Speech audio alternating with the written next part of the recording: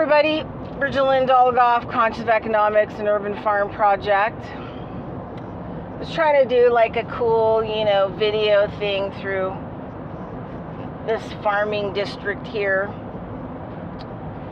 but it didn't really turn out really well on my dashboard, so so you get like half a view. Anyway, I wanted to talk about predictive programming because I don't think that a lot of people understand predictive programming. The predictive programming is everything that you have seen, heard, that has been presented to you. Some people like to call them, facts, fun facts, historical facts, like all kinds of things, scientific facts. They're not facts, folks. They are bits of mind control.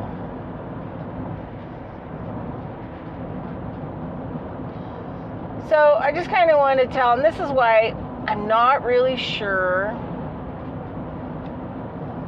Like been telling people for years that I think only 30% of,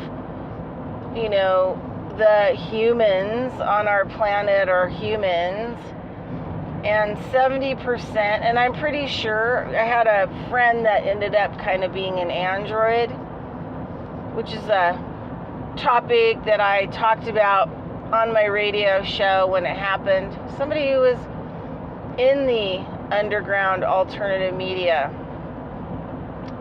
Yeah. So I don't trust anything. And the other thing that I do is I try to elevate my mind out of the facts of this reality.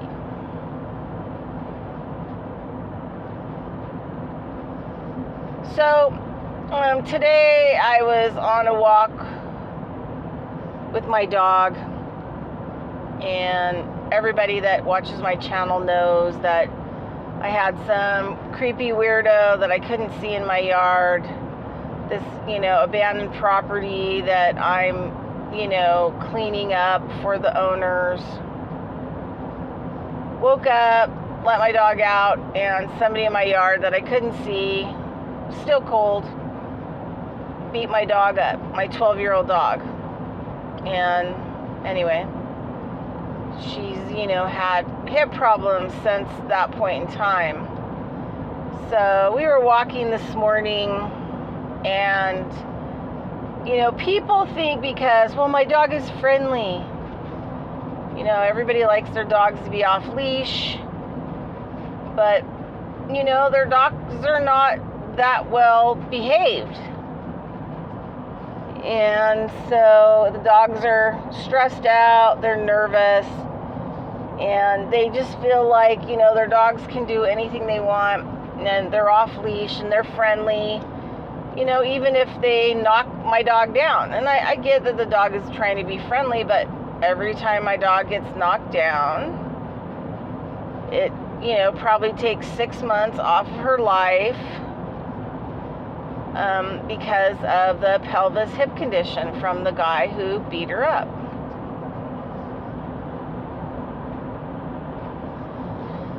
So, got up early this morning, was on a walk, and there was a gentleman, 60 plus.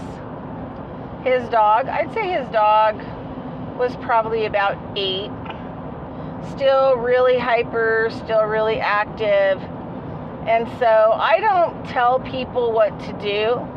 What I do is, as soon as I see people, crowds, or, a dog, stuff that's coming at us, I stop my dog and we pull off the side of the path and we just sit and wait.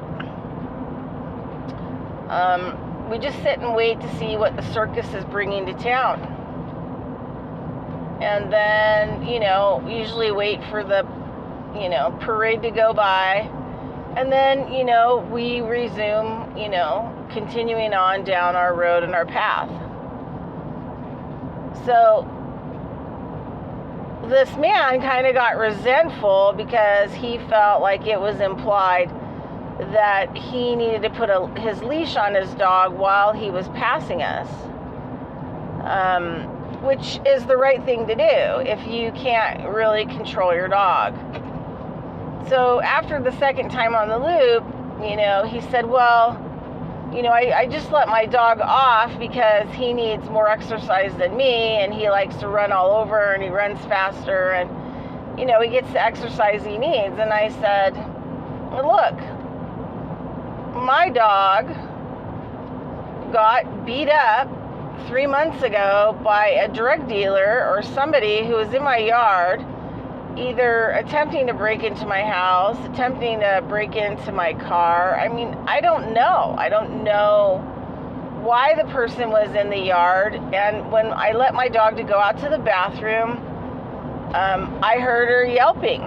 And then once I got out there, she was kind of effed up, and I could hear someone run down the driveway and out onto the street. And so still to this day, nobody's copped to it. But let's just say that I've cursed them. And I've cursed them in a very real sense. I don't take lightly to trespassing, threats, stalking, violence, of any kind. Just not putting up with it these days. So, anyway, I explained this story to the guy, and he looks at me, had not listened to one thing I said about my dog and why I don't want her interacting with other dogs that are hyper, because if she gets bumped and knocked down, she might not get up. She can't really take that kind of an impact. And he looks at me totally glazed, like deer in the headlight, and says, yeah, labs are known for having hip dysplasia.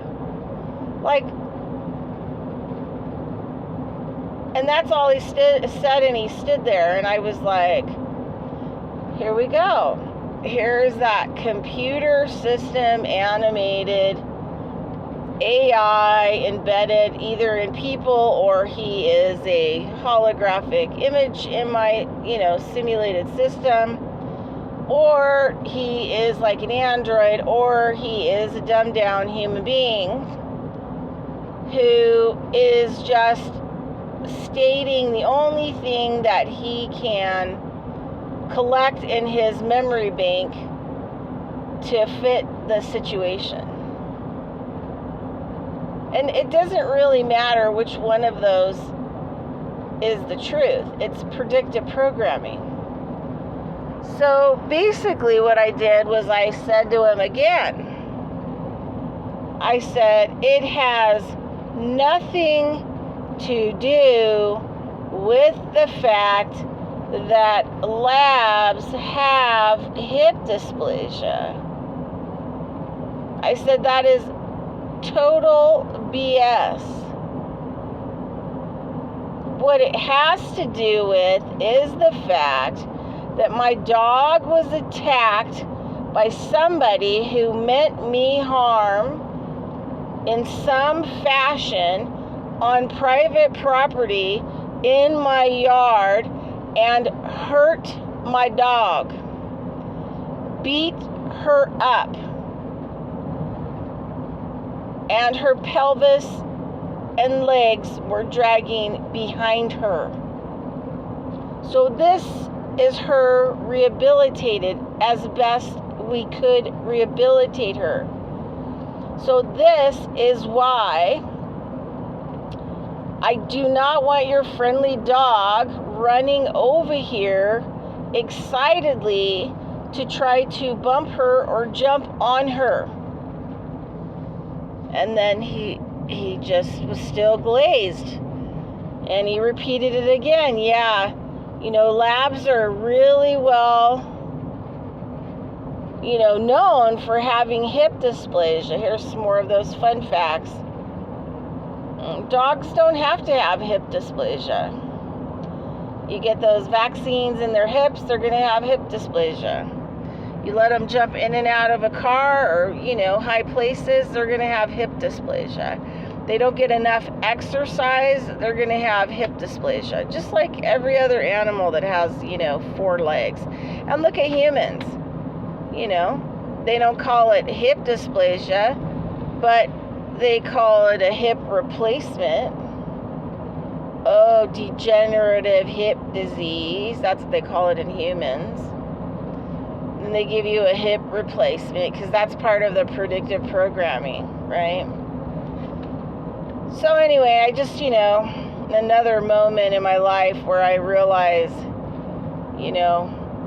I may be the only person who's conscious in my vicinity. And it kind of just blows me away, And so for all you people out there that are conscious and awake, and you take things personally because you don't think people are listening to you, and why can't they wake up? They just can't. It's just so thick in predictive programming or computer programming in those that, might not be entirely human, might not actually be real. And it's information that's been downloaded into their computer as a response. And predictive programming and these facts are how people respond to the information coming from their environment, because they have no other response. So, anyway, predictive programming 101, and, having to explain to somebody who is trying to figure out what the hell's going on, and my dog's friendly, and why won't you let your dog, touch noses with my dog, and we can all have a good day, and why do I feel responsible to put my, dog on a leash, and, all of these things that, it's a convoluted effing mess, of appropriateness. I have these books that were written like in the, late 1800s, early 1900s, and they're books on etiquette, to train the wife, the housewife, the daughter, on etiquette. And now I know, why. There's just been centuries of, predictive programming and mind control, and it's everywhere around you. So, anyway, get out of the predictive mind control and get yourself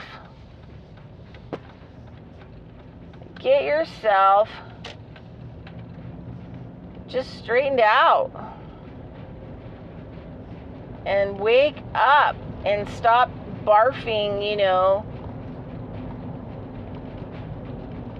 stuff that's been programmed down into you, because it's not fact and it's not real.